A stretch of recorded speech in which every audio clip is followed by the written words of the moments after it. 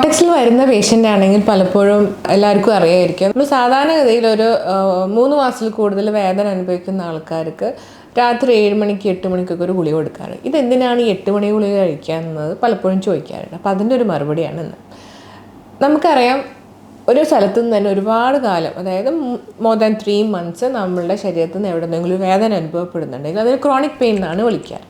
അപ്പോൾ ഈ chronic pain വന്നു കഴിഞ്ഞാൽ, അതായത് സ്ഥായിയായ വേദന 3 മാസത്തിൽ കൂടുതൽ വന്നു കഴിഞ്ഞാൽ അവിടെ ഒരു സെൻസിറ്റൈസേഷൻ സംഭവിക്കും. അതായത് ഞരമ്പുകൾക്ക് ചേഞ്ചസ് വരാൻ തുടങ്ങും. നാഡികളുടെ സെൻസിറ്റൈസേഷൻ ത്രെഷോൾഡ് കൂടുന്നു. അതായത് ചെറിയ വേദന പോലും അവർ ഒരുപാട് വലിയ വേദനയായിട്ട് അനുഭവപ്പെടുന്നു.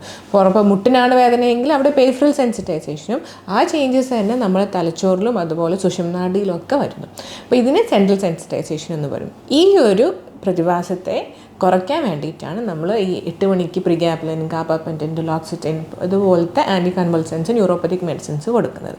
ഇതിന് സ്വാഭാവികമായിട്ടും ആ നെർവിനെ കാം ഡൗൺ ചെയ്യാനും ആ ഒരു സെൻസിറ്റൈസേഷൻ കുറയ്ക്കാനുള്ള കഴിവുണ്ട്. അപ്പോൾ വേദനയെ മാത്രം ചികിത്സിച്ചാൽ പോരാ, അത് കൊണ്ടുപോകുന്ന നാഡികളെയും കൂടെ ചികിത്സിക്കണം. എന്നാൽ മാത്രമേ ഒരു ക്രോണിക് പെയിനിന് ഒരു ഹോളിസ്റ്റിക് അപ്രോച്ച് നമുക്ക് കൊടുക്കാൻ സാധിക്കൂ.